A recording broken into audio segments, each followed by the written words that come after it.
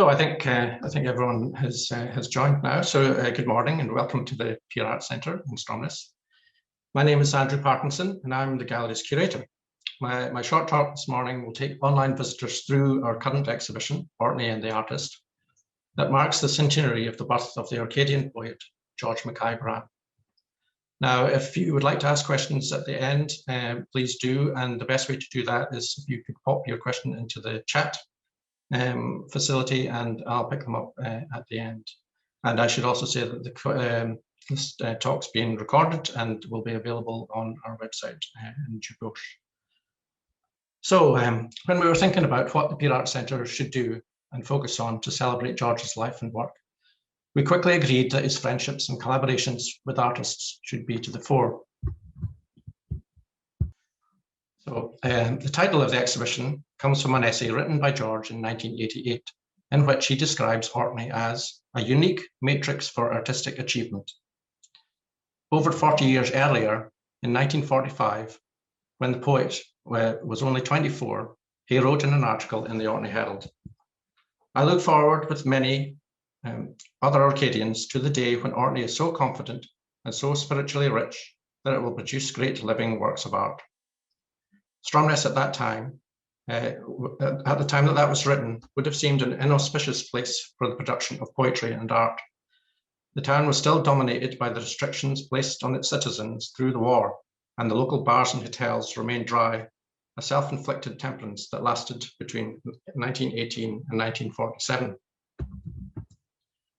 However, the town and the broader cultural landscape of Orkney would provide all the stimulus that George Mackay Brown would need to become one of the greatest poets of the 20th century.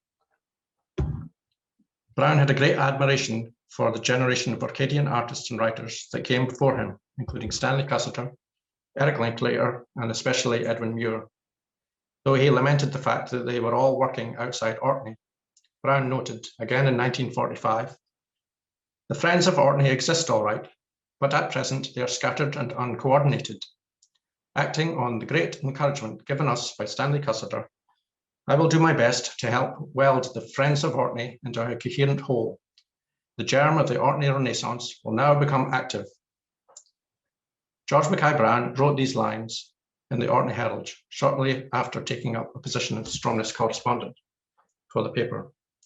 By this time, Stanley Cursiter had been director of the National Galleries of Scotland in Edinburgh for a number of years and was a leading figure in Scotland's cultural landscape.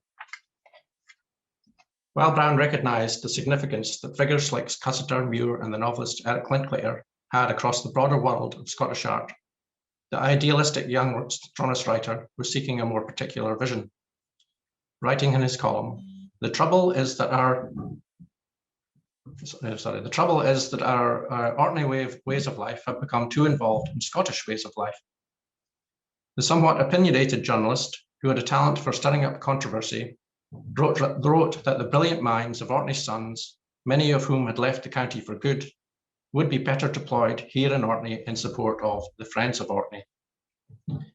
From an early age, George knew that the art of poetry would be his vocation, and was fortunate that he had friends around him who recognised and encouraged his gift.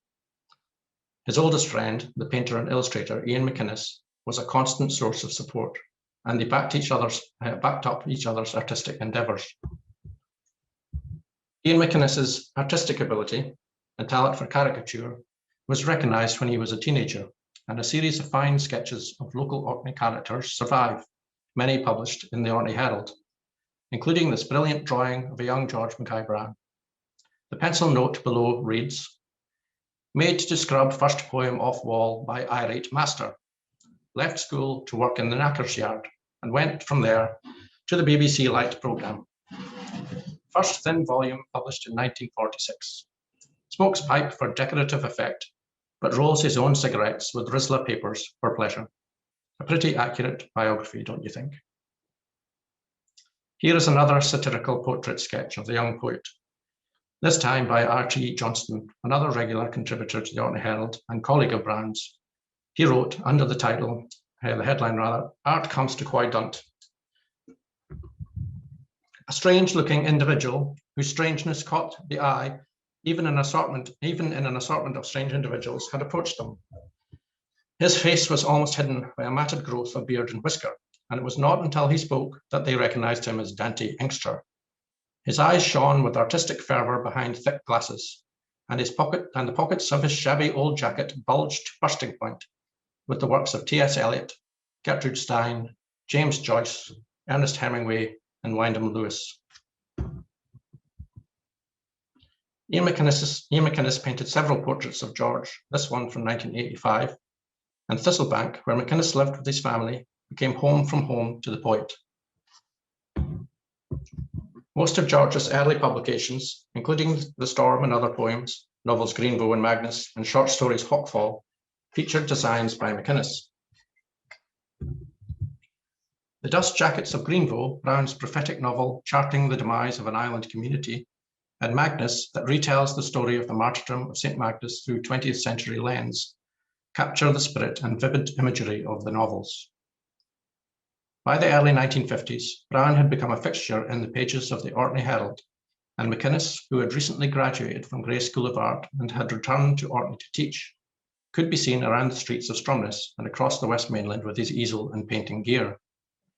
George wrote often in the Orkney Herald in support of Orkney art and culture, which he clearly regarded in need of redemption, writing in 1945, "The high summer of Orcadian culture was 1,000 years ago, and we are the poor remnants of a once mighty race." On a summer's day in 1946, George Mackay Brown visited Hoy and travelled through to Ratwick for the first time in his life. Writing shortly after in one of his regular columns in the Orkney Herald, he wrote, "We breasted the rise and saw beneath us, enclosed on all sides by lofty hills and cliffs, and on one side by the Atlantic Ocean, what must be the most beautiful valley in Orkney, if not the world. We were looking down on Ratwick." From that day on, George's imagination was flooded with images of the valley that would recur in his writings over the next 50 years. He was not alone in his belief that Ratwick represented a kind of nirvana, and he would soon be joined by many of his artist friends in the valley. Ian MacInnes was a regular visitor from the early 1950s. Here is Brown again reporting the news in 1952. The article reads, "Artist in Ratwick. Stromness artist Ian MacInnes is finding a rich mine for his art in the lonely Hoy Valley of Ratwick, where he is spending a holiday with his family. He has already painted some landscapes, but says it would be necessary to spend a long summer in Ratwick, getting to know the place intimately before any large-scale work could be undertaken. Mr. MacInnes is staying at the Test House, more romantically known as Honeymoon Cottage, near the shore at Ratwick. He plans to explore more of this fascinating district next summer." Ian MacInnes did indeed get to know the place intimately over the next few years and decades, and painted many fine studies there, including these two paintings that are included in the current exhibition.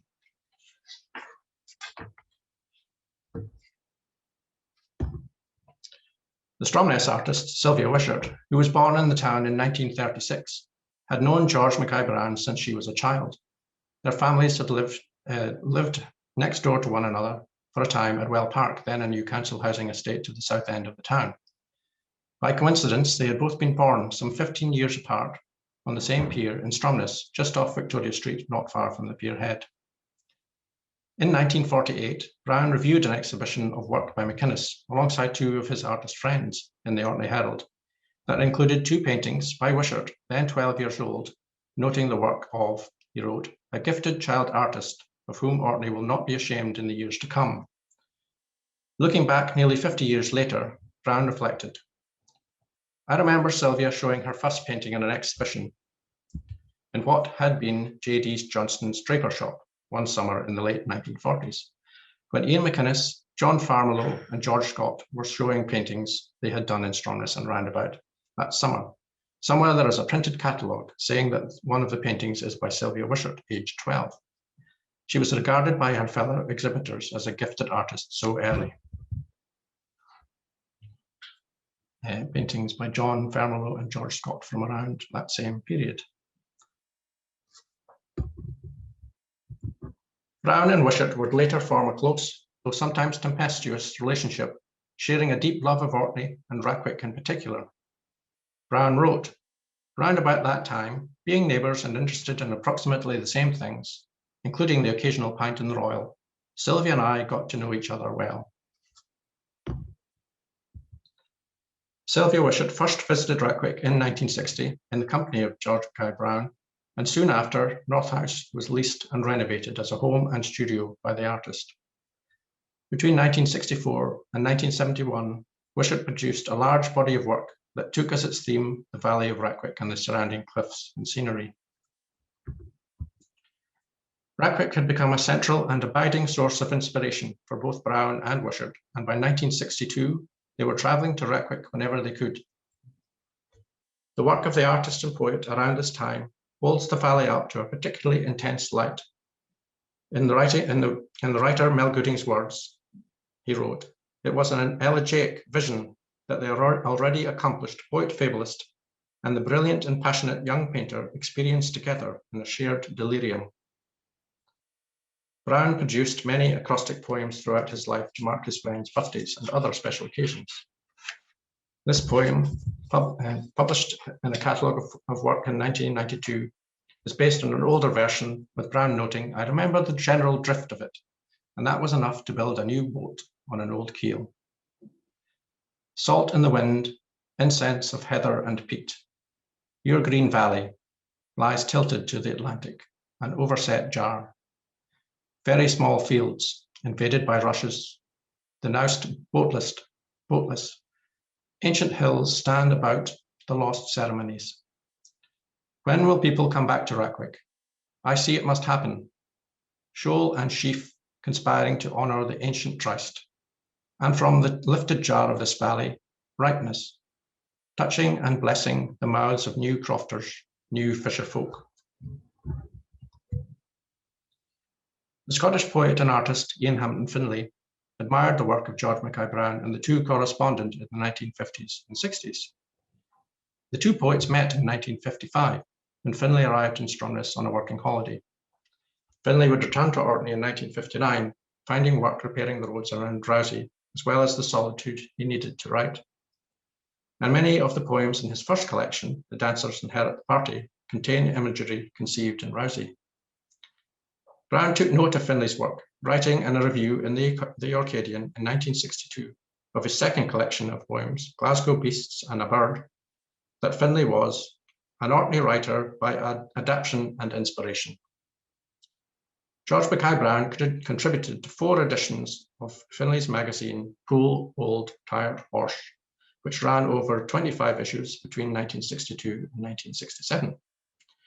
Poor Old Tired Horse was modest in scale, but its elegant design and international reach has made it something of a touchstone of 20th century art and literature.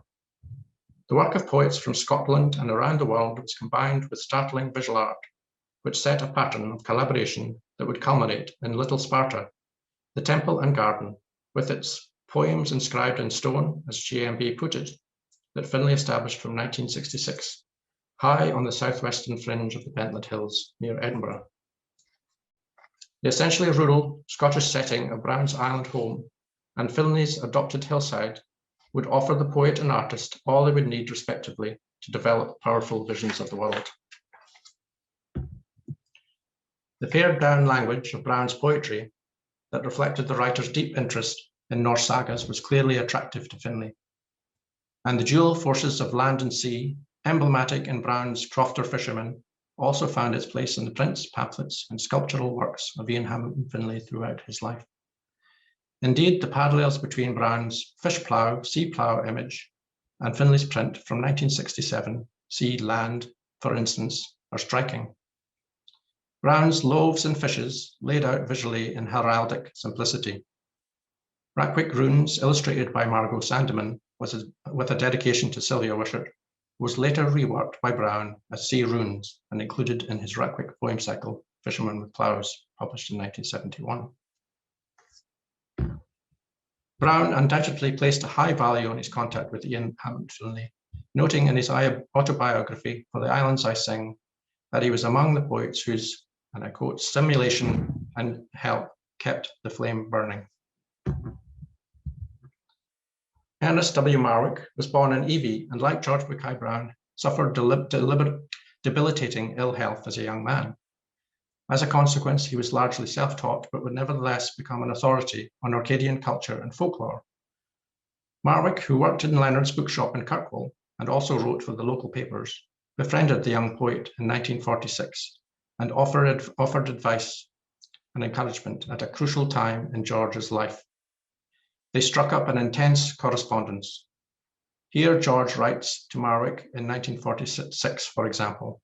He wrote, "I somehow have the feeling that a good prose poem exists by continuous waves of suggestion it throws out. Every word and line must, of course, have significance. I have tried to make my prose poems distilled short stories with all the powers of the lyric to surprise and strike with wonder. The prose poem is, I assure you, a most exciting medium, and English poets have not explored it nearly enough." George Mackay Brown read widely from his own growing collection of books, including the groundbreaking Penguin paperback series, as well as the local library, and reviewed a great many books in the Orkney Herald under the title Bookshelf. Critical appraisals of novels, prose and poetry by Virginia Woolf, T.S. Eliot, and D.H. Lawrence, among many others, appear week after week in the 1940s and 50s, as the writer developed his understanding of English literature. This somewhat staged photograph taken by Ernest Marwick of George, probably at Marwick's house in Kirkwall, shows the writer leafing through the Orkney Library's copy of James Joyce and the Making of Ulysses, which would have been newly published at that time. A Calendar of Love, George's first and highly acclaimed book of short stories, also appears in the photograph, dating it to sometime soon after that book's publication in 1967. An Orkney tapestry with drawings by Sylvia Wishart was published by Victor Galance in 1969, with a dedication to Brown's friends Charles and Carl Sr. Charles Sr. was a fine poet and founded Stromness Books and Prints in 1970. The book ranges across time and through history, utilizing a variety of literary styles, from sparky vignettes in Islands and People to more sonorous language in the retelling of saga legends in The Transfixed Dragon. The changing content of each chapter matched by a different literary form to signify the many facets of Orkney's rich and complex past. JMB was evidently dissatisfied with the book, though the hardback was reprinted in 1972 and again in 1974, and a paperback edition appeared in 1973. And the book has just been republished by Polygon with fine introduction by Dr. Lyndon Bickett as part of the George Mackay Brown centenary celebrations. The photograph, chosen for the dust jacket, credited Mayor Stromness, Jerry Mayer and Nora Mayer were close friends of Brown, shows the Croft House groups in a state of decay against the expanse of Ratquick Valley and the sea and cliffs beyond. Along with drawings by Sylvia Wishart, it seems an Orkney tapestry was conceived to fulfill a wholeness of vision across the spectrum of the arts that would suggest a far-reaching creative involvement by the writer. Indeed, George Mackay Brown was remarkably open to collaboration and worked many times alongside friends and fellow artists on portfolios and publications throughout his life. As the inexorable decline of the township continued, from crofting and fishing community supporting several families to near deserted township, it seemed that the future of Ratquick was bleak. The tragic drowning of the Mowatt brothers in Ratquick Burn in 1952, which led to the closure of the school, did indeed remove the heart of the community that has survived for countless generations. The valiant efforts of Jack Rendall, the sole surviving member of that community, to continue farming in the valley, coupled with his desire to see new activity breathed into the place, would help ensure that crofts around the township, most of which were on the edge of unredeemable decay, were saved. Very slowly, a handful of dwellings were brought back into use. Burnmouth, Bunnertoon, Scar, Greenhill, The Moss, Crass Nest, Park, Rumen, and others took new life in what amounted to a reversal of George Mackay Brown's desolate Ratquick poem, Dead Fires. In 1970, Peter Maxwell Davis visited Orkney on holiday and picked up a copy of George Mackay Brown's An Orkney Tapestry in the recently opened Stromness Books and Prints. He was immediately captivated and stayed up all night reading the book. The following day, the young composer travelled to Hoy and, in a fateful chance encounter, met the book's author in the company of Elizabeth and Archie Bevan and their family, who were staying at the Muckle House. Davis would soon renovate Bundershune, the most dramatically placed croft in the valley, writing most of his music there between 1974 and 1998. This first meeting would lead to many collaborations between Brown and Davis, which would lay the foundation for the St Magnus Festival in 1977. George Mackay Brown's friend, the photographer and artist, Gunnie Moberg, became a key collaborator of the poet in the last 2 decades of his life. Moberg arrived in Orkney from Sweden via Edinburgh with her Californian husband, the sculptor Tam McPhail, and their 4 sons in 1976, setting up home in a caravan in the garden of Lynx House in Bursey. The family eventually settled in Stromness, living at the double houses for many years, and latterly at the Dawn, a beautiful croft house and garden overlooking Hoy, and on a clear day, the mountains of Sutherland. Moberg's reputation as a photographer was growing, and she began a remarkable series of striking portraits, especially of poets, musicians, and artists associated with the St Magnus Festival, alongside a large volume of powerful photographic studies of Orkney's landscape and culture. Brown and Moberg collaborated on many books, including The Loom of Light, A Celebration for St Magnus, Portrait of Orkney, and Orkney Pictures and Poems. Stone, seen here at the bottom of the photograph, published in a beautifully bound edition by the poet's friends, Coolgan Duval and Colin Hamilton, offers a particularly close connection between visual and poetic imagery. Of the many photographic portraits of George Mackay Brown, always an enigmatic subject, the photographs taken by Gunnie Moberg are perhaps the most intimate and revealing. The strong friendship between the photographer and poet helping to draw attention away from the camera and offering some of the most unguarded and natural portraits of the poet. While Brown generally disliked leaving Orkney, especially in later life, he was encouraged on the occasional jaunt, largely through Gunnie Moberg's gentle persuasion. However, the Orcadian poet and filmmaker Margaret Tate, who often looked at things with a skeptical eye, wrote in an appreciation shortly after Brown's death. She wrote, "It's not quite true that he never left Orkney, as has been held by journalists who used to think of him as living the exact same life as a crofted fisherman." While George Mackay Brown was clearly a reluctant traveller, most accounts of his life emphasise that he did indeed rarely leave the islands. It would be fair to say that the writer travelled more than some care to say. To Shetland and Caithness in the late 1940s as the Orkney Herald's football correspondent, to Aberdeen to visit friends Ian MacInnes and Peter Grant,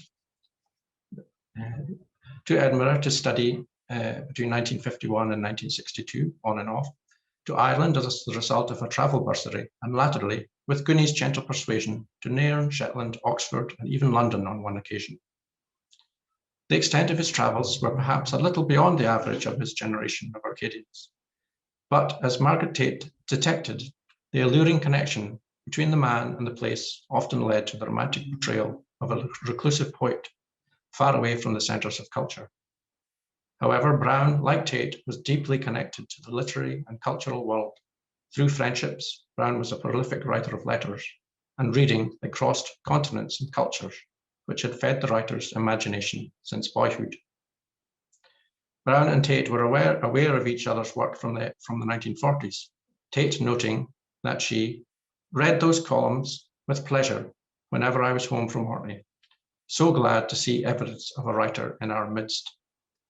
And they were on friendly terms. The filmmaker left notes for a film portrait of the poet, as well as an adaptation of one of his stories, though neither project came to fruition. The publisher, Charles Booth Cliburn, founder of the Paragon Press, was a student at Edinburgh University when he conceived the idea of the Scottish Bestiary. The Bestiary is a collection of illustrations of animals that are used to accompany stories with a moral or cautionary tone. Booth Cliburn initially asked several Scottish writers to contribute to the Bestiary, and George Mackay Brown enthusiastically responded, producing 19 texts representing animals both real and imagined, including lobster, wildcat, field mouse, and stoorworm.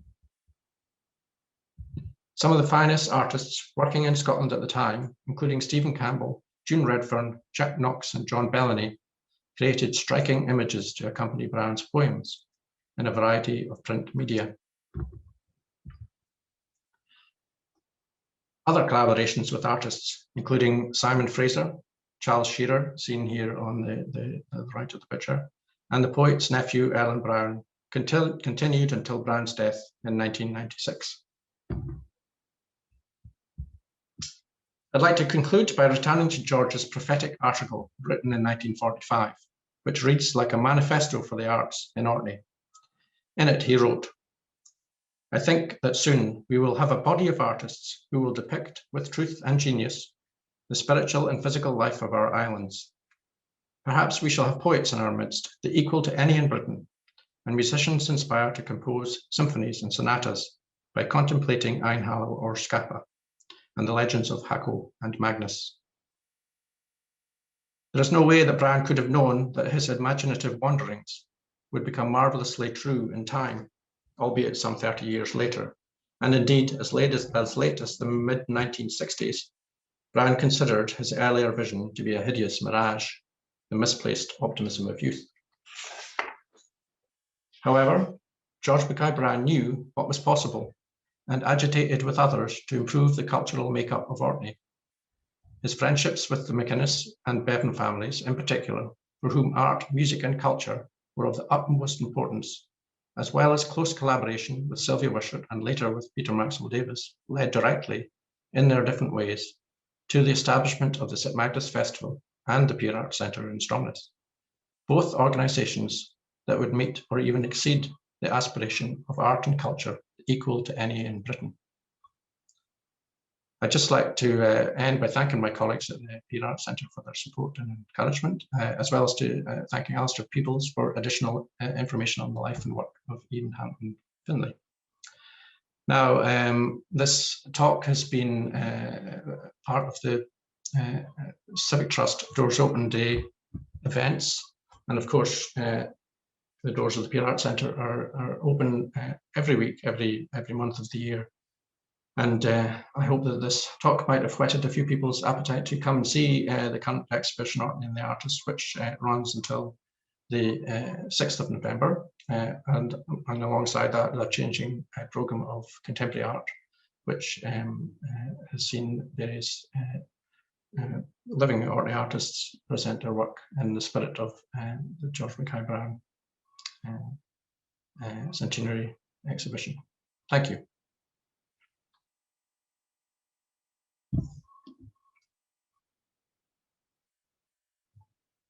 Now I'm just going to check the question and answer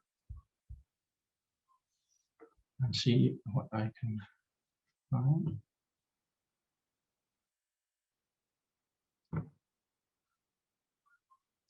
So there's a question here about George's early journalistic work, and it's noting that many of his articles from the Orcadian, Letters from Ham Nouveau and Under Brinky's Brae, have been published. I think there's 4 volumes of the short articles. And the question is, have any of the earlier articles been published?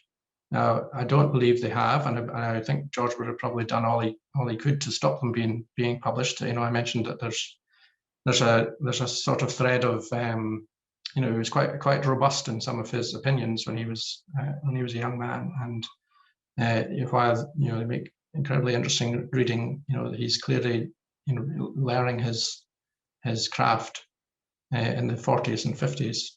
You know, he wrote an astonishing amount for the Orkney Herald over the years that he worked there. Some, you know, amounts to hundreds of thousands of words across all kinds of subjects, football and local events. You know, he covers politics. Lots of them are unattributed. You know, but clearly, you know, some can be you know, recognised as George Mackay Brown writing. So I don't think a publication of those early articles will be forthcoming, I think, but they're all there to be found and in the archive. Hope that answers that question. I'll just check the chat.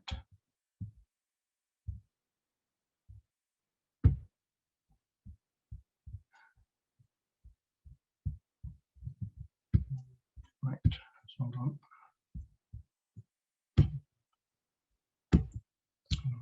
Here we are.